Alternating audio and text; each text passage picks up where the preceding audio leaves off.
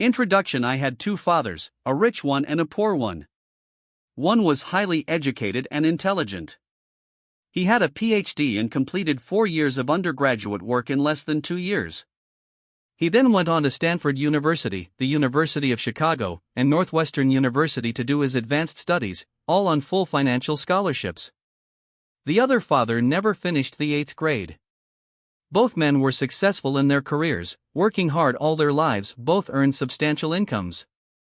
Yet one always struggled financially. The other would become one of the richest men in Hawaii. One died leaving tens of millions of dollars to his family, charities, and his church. The other left bills to be paid. Both men were strong, charismatic, and influential. Both men offered me advice, but they did not advise the same things. Both men believed strongly in education but did not recommend the same course of study. If I had only one dad, I would have had to accept or reject his advice. Having two dads offered me the choice of contrasting points of view, one of a rich man and one of a poor man. Instead of simply accepting or rejecting one or the other, I found myself thinking more, comparing, and then choosing for myself. The problem was that the rich man was not rich yet, and the poor man was not yet poor. Both were just starting out on their careers, and both were struggling with money and families. But they had very different points of view about money. For example, one dad would say, "The love of money is the root of all evil." The other said, "The lack of money is the root of all evil."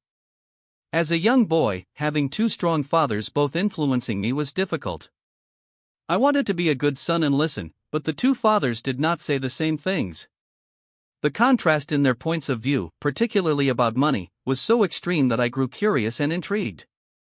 I began to start thinking for long periods of time about what each was saying.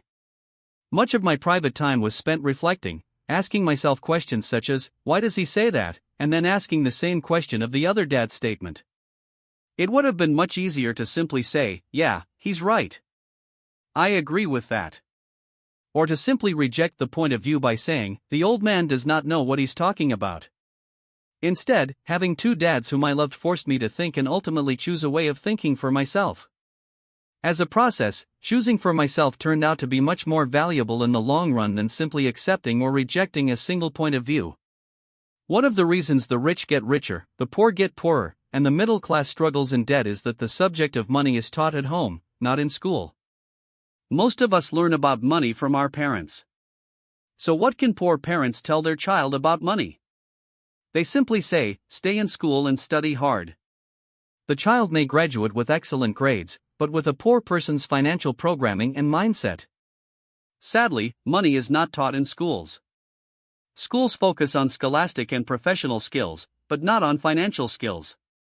This explains how smart bankers, doctors, and accountants who earned excellent grades may struggle financially all of their lives.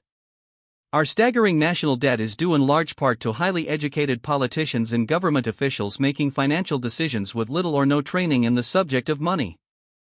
Today I often wonder what will soon happen when we have millions of people who need financial and medical assistance. They will be dependent upon their families or the government for financial support. What will happen when Medicare and Social Security run out of money? How will a nation survive if teaching children about money continues to be left to parents, most of whom will be, or already are, poor? Because I had two influential fathers, I learned from both of them. I had to think about each dad's advice, and in doing so, I gained valuable insight into the power and effect of one's thoughts on one's life. For example, one dad had a habit of saying, "I cannot afford it." The other dad forbade those words to be used.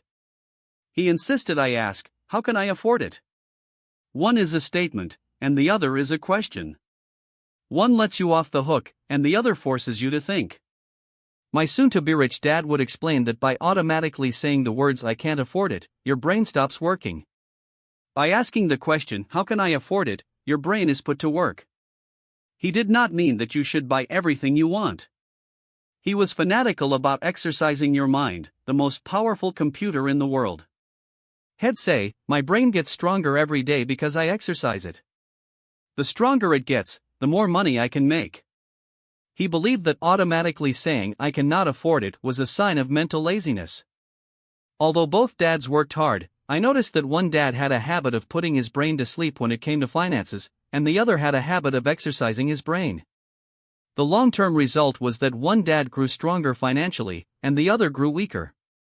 It is not much different from a person who goes to the gym to exercise on a regular basis versus someone who sits on the couch watching television. Proper physical exercise increases your chances for health, and proper mental exercise increases your chances for wealth. My two dads had opposing attitudes, and that affected the way they thought. One dad thought that the rich should pay more in taxes to take care of those less fortunate. The other said, taxes punish those who produce and reward those who do not produce. One dad recommended, study hard so you can find a good company to work for. The other recommended, study hard so you can find a good company to buy. One dad said, the reason I am not rich is because I have you kids. The other said, the reason I must be rich is because I have you kids. One encouraged talking about money and business at the dinner table, while the other forbade the subject of money to be discussed over a meal. One said, when it comes to money, play it safe. Do not take risks. The other said, learn to manage risk. One believed, our home is our largest investment and our greatest asset. The other believed, my house is a liability, and if your house is your largest investment, you are in trouble. Both dads paid their bills on time, yet one paid his bills first while the other paid his bills last. One dad believed in a company or the government taking care of you and your needs. He was always concerned about pay raises, retirement plans, medical benefits, sick leave, vacation days, and other perks. He was impressed with two of his uncles who joined the military and earned a retirement and entitlement package for life after 20 years of active service. He loved the idea of medical benefits and PX privileges the military provided its retirees. He also loved the tenure system available through the university. The idea of job protection for life and job benefits seemed more important, at times, than the job. He would often say, I have worked hard for the government, and I am entitled to these benefits. The other believed in total financial self-reliance. He spoke out against the entitlement mentality and how it created weak and financially needy people. He was emphatic about being financially competent. One dad struggled to save a few dollars. The other created investments. One dad taught me how to write an impressive resume so I could find a good job. The other taught me how to write strong business and financial plans so I could create jobs.